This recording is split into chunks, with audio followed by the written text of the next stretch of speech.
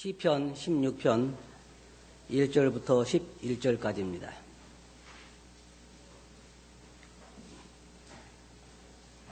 찾으셨어요? 우리 다 같이 한번 읽어보겠습니다. 시작.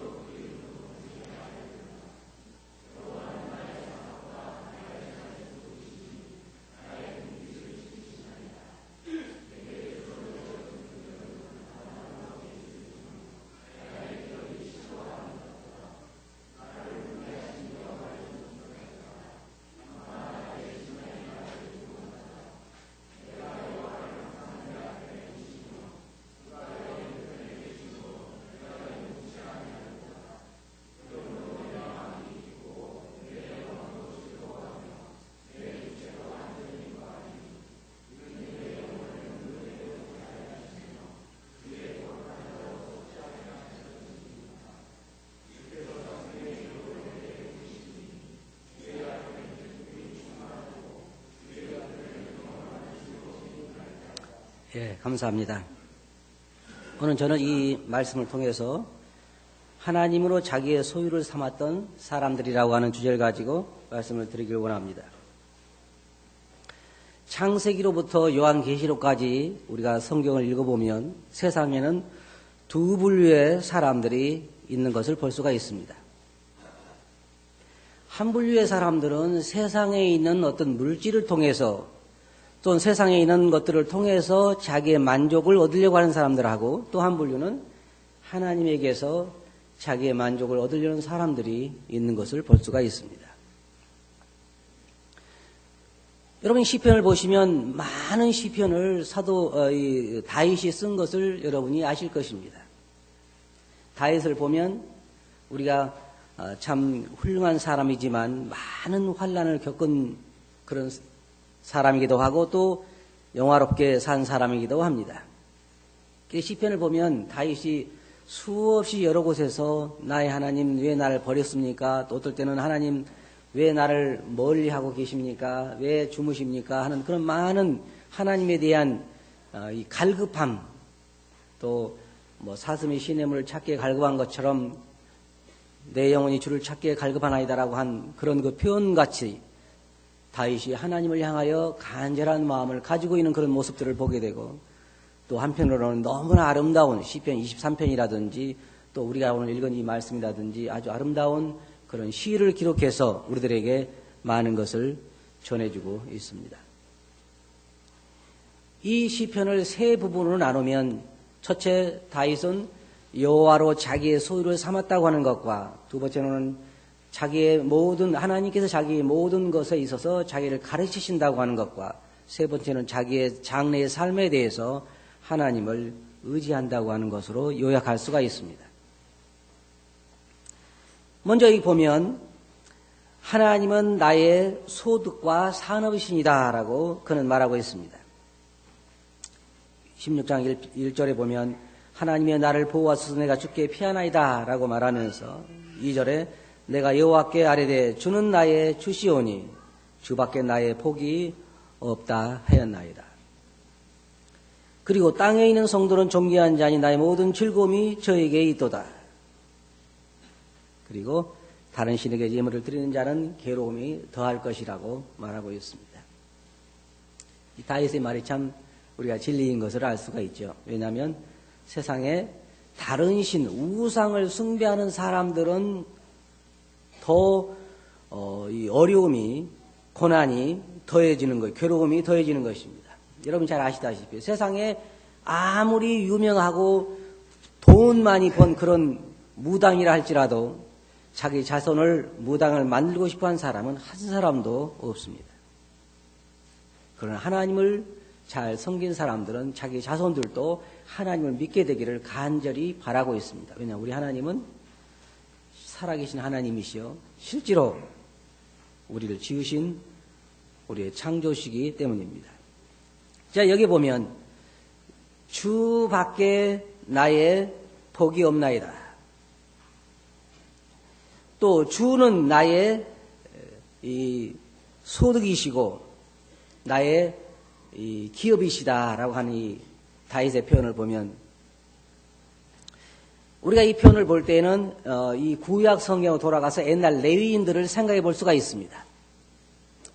이스라엘 백성들에게 하나님께서 약속하시기를 너희가 적과 꿀이 흐르는 땅에 들어가서 가나안 땅에 들어가서 하나님이 약속하신 그 땅에서 행복하게 살리라고 약속하셨고 그 땅에 들어가서 여호수아가 땅을 차지한 다음에 이스라엘 백성들에게 땅을 제비 뽑아서 기업으로 나눠주었는데 레위인들에게는 땅을 주지 않고 뭐라고 했냐면 하나님이 너희의 기업이다 그랬습니다. 그럼 생각해 보세요. 땅을 다 나눠주고 다른 데에게 나눠주고 레위인에게만 하나님이 너희의 기업이다 그랬어요. 다시 말해 너희가 받은 그러한 몫이다 그 말이죠. 그러면 제가 여러분들에게 여쭤볼게요. 이스라엘의 12지파 중에서 가장 좋은 기업을 받은 지파는 누구입니까? 예? 입으로만 레위라 그러겠죠. 실제로 예를 들어 생각해 보세요. 여러분들이 요즘은 제가 이제 어떤 나이가 딱 됐냐면 저희 자녀들이 제가 죽기를 바라는 나이가 딱 됐어요.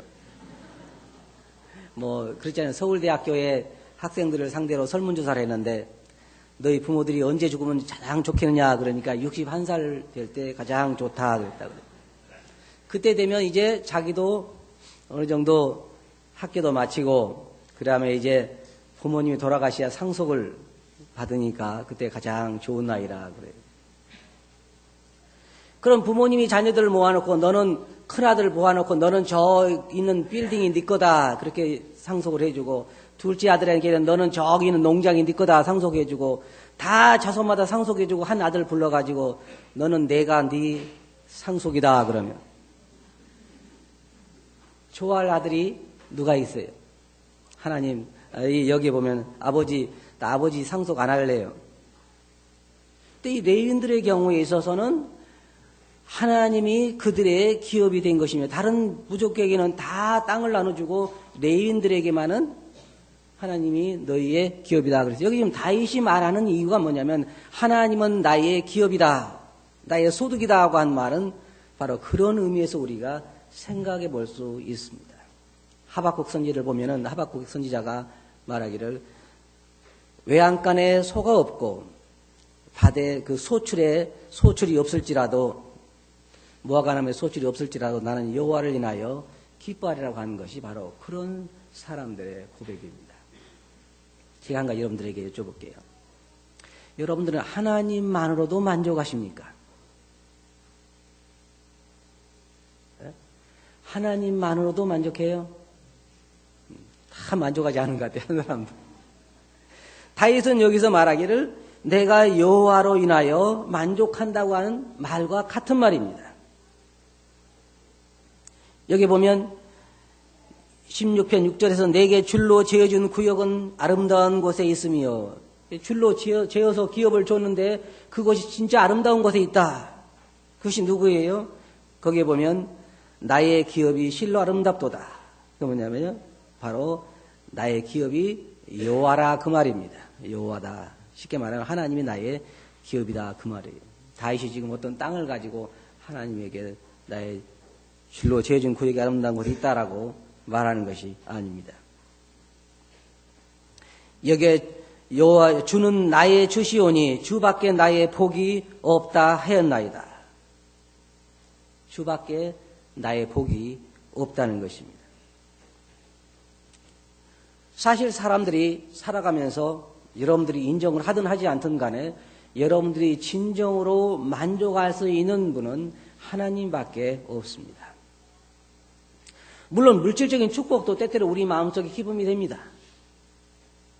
우리가 어떤 재산이 더해질 때라든지 돈이 벌릴 때라든지 물질적인 축복이 있을 때 우리 마음에 기쁨이 되지만 그 기쁨은 영구적인 것이 되지 못하고 또 다른 갈증을 우리들에게 가져오는 것입니다. 그러나 하나님은 절대로 그렇지 않습니다. 우리 주님께서 말씀하신 것처럼 내가 너희에게 생수를 주노니 내 물을 마시는 자는 다시 목마르지 아니하리라. 그게 다른 것입니다. 주님이 우리에게 주신 물을 우리가 마실 때 그 물은 다시는 우리들에게 목마르지 않게 하는 거예요. 그러나 세상에 있는 모든 것들은 우리로 하여금 다시 목마르게 하는 것입니다. 여기 다윗을 보면 그는 올바른 곳에 자기의 소유를 생각했습니다. 하나님으로 만족할 줄 아는 사람, 하나님으로 자기 소유를 삼을 줄 아는 사람, 그 사람이 다윗만 있는 것이 아니에요. 창세기로부터 시작해서 요한계시록까지 보면 수많은 사람들이 오직 여호와로 자기 소유를 삼고 여호와로 만족한 사람들을 우리는 보게 됩니다. 하나님으로 자기 소유를 삼은 사람들이 절대로 그 영혼의 갈증을 느낄 수는 없는 것입니다. 물질로 자기의 소유를 삼는 사람은 갈증을 느낄 수밖에 없어요. 어떤 사람들은 그런 얘기를 합니다. 여기 앉아 계신 여러분 또 틀림없이 그런 부자가 아니기 때문에 그런 생각을 할 거예요. 내게 100억만 있으면 나는 절대로 어때요? 더 이상 바라지 않겠다. 100억 있는 사람들 뭐라고 하는지 아세요? 또 1000억 있는 사람도 있으니까. 또 어떤 세상에 돈 많은 사람은 50조가 있다고 그러더니 난 얼마인지 잘 모르지만 어쨌든 엄청난 돈을 가지고 있어요. 그 사람이 만족한 줄 아세요? 절대로 그렇지 않아요. 성경에 분명하게 말하기를 은을 사랑하는 자는 은으로 만족함이 없다고 성경은 분명하게 말하고 있습니다. 오직 여호와로 자기의 소유를 삼은 사람만 참답게 만족할 수가 있어요. 다윗은 그 면에 있어서는 올바른 방향을 잡고 하나님으로 자기 소유를 삼은 것입니다. 여기에 뭐라고 말했어요? 여호와는 나의 산업과 나의 자녀의 소득이시니 나의 분깃을 지키시나이다. 나의 산업이다. 나의 기업이다. 여호와는 나의 재산이다. 나의 모든 복이다. 여호와는 나의 모든 것 되시다. 우리도 가끔 그런 고백을 해요. 하나님 나의 모든 것이 되신다. 거기에 진정한 만족과 참 행복이 있는 것입니다. 그리고 그는 말하기를 두 번째로 나를 훈계하신 여호와를 송축할지라 밤마다 내 심장이 나를 교훈하도다. 자, 다윗은 여기서 말하기를 나를 훈계하신 여호와를 송축한다 그랬습니다. 다시 말해서 하나님의 가르침에 귀를 기울이는 그런 모습을 여기서 우리는 볼 수가 있습니다. 신앙의 올바른 자세가 여기서 우리는 나타나는 걸 볼 수가 있는데 하나님으로 자기 소유를 삼고 하나님에게 가르침을 받고 자기 장래에 대해서 하나님을 신뢰하는 것, 그것이 진정한 신앙인의 올바른 자세인 것입니다. 그리스도인들은 하나님의 자녀가 된 다음부터는 하나님의 가르침을 받습니다. 여러분 생각할 때에 여러분들이 자녀 교육에 더 열정인 것 같아요? 하나님이 더 열정인 것 같아요? 여러분 자녀들을 향한 자녀 교육의 열정인 것처럼 하나님은 그 자녀들에 대한 열정이 없으실 것 같아요? 아니요. 대단하시 하나님도. 하나님도 그 자녀들에 대한 교육의 열정이 대단한 게 뭐냐면 창세기부터 요한계시록까지 보게 되면 하나님께서 그 자녀들을 계속해서 양육하신 것을 볼 수가 있어요.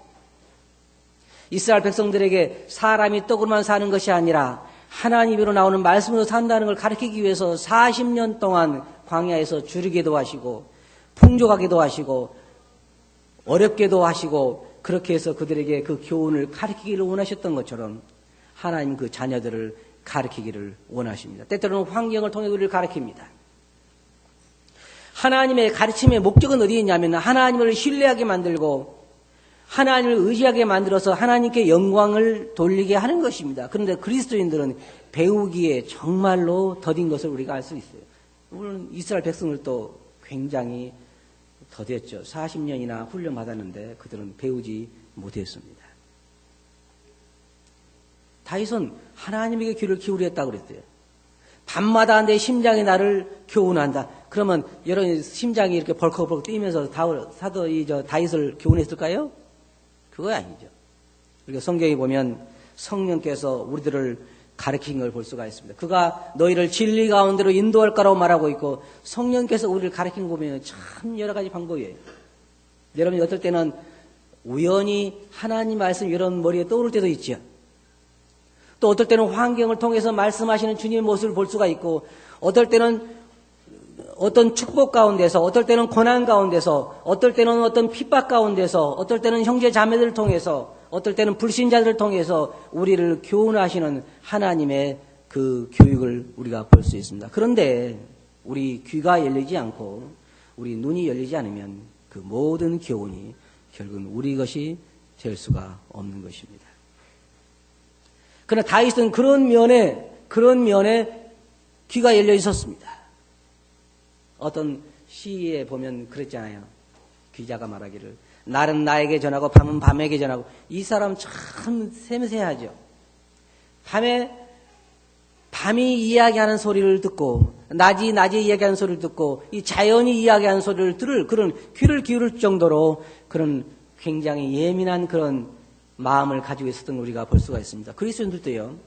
여러분이 영적인 눈이 열리고 영적인 귀가 열리면 하나님께서 모든 것을 통해서 말씀하신 소리를 들을 수가 있습니다. 어떨 때는 나무 한 그루를 보고도 하나님의 가르침을 우리가 볼 수가 있고, 어떨 때는 짐승을 보고도, 어떨 때는 어떤 성도들을 통해서 하나님께서 내게 말씀하시는 모습을 볼 수가 있어요. 여러분이 귀가 열리고 눈이 열려 있을 때 그렇다 그 말이에요.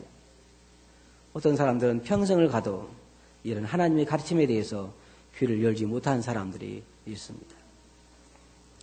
그러나 다윗은 여기서 말하기를 하나님께서 자기를 훈계하셨다. 나를 훈계하신 여호와를 송축할지어다. 밤마다 내 심장이 나를 교훈하도다. 아마 그는 조용히 밤에 묵상하면서 하나님 묵상하면서 많은 것을 배웠던 것 같아요. 그래서 그는 그런 고백을 하고 있습니다. 하나님 우리를 인도하시고 하나님 우리를 가르치시고 하나님 우리를 교훈하시고 하나님 우리를 징계하시고 하나님은 우리가 예수 그리스도를 믿고 거듭난 사람들이라고 하면 그의 자녀라고 하면 그의 자녀들을 훈계하셨다 그랬습니다. 그리고 성경은 말하기를 너희가 하나님의 징계를 받을 때에 낙심하지 말라. 두려워하지 말라. 왜냐하면 하나님께서 그 사랑한 자를 채찍질하시고 그 사랑한 자를 징계하신다 그랬어요. 한 가지 더 여러분들 여쭤볼까요? 여러분은 예를 들어서 요즘 우리나라는 애들 너무 귀하게 키우기 때문에 귀한 애들이 참 많아요. 그래서 병원이든지 식당이든지 어든지 막 자유스럽게 뛰놀게 해요.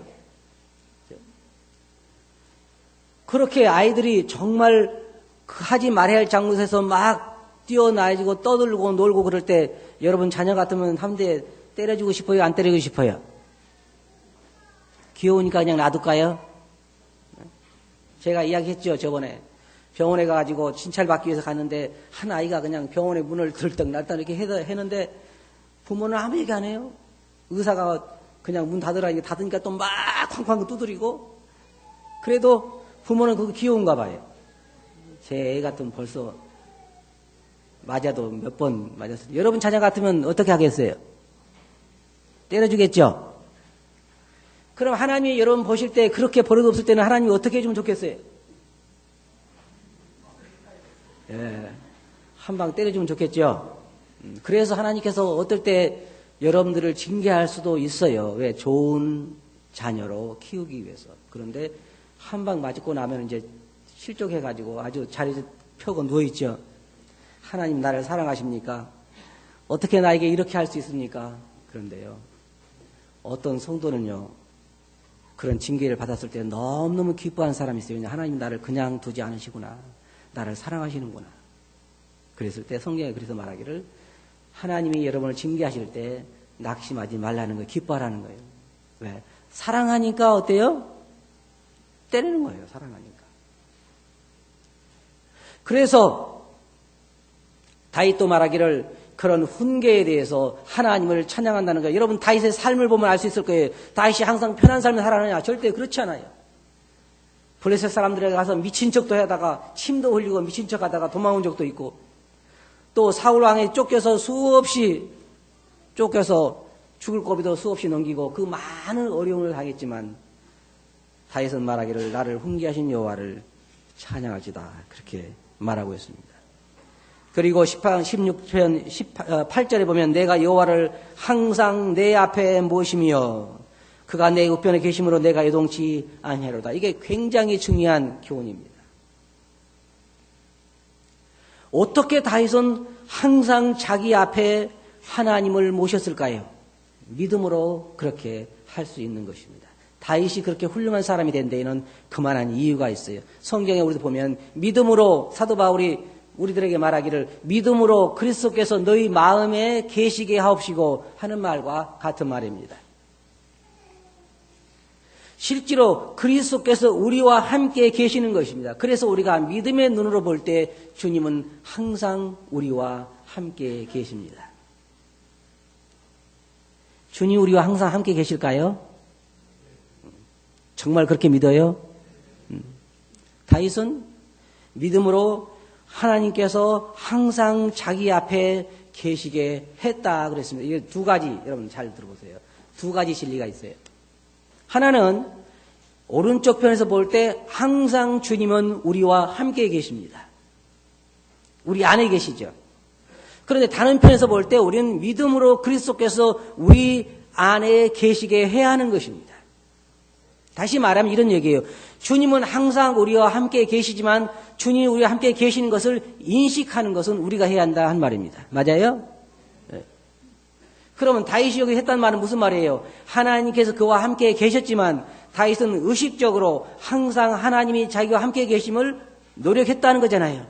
의식적으로 함께 계심을 인식했다 그 말입니다.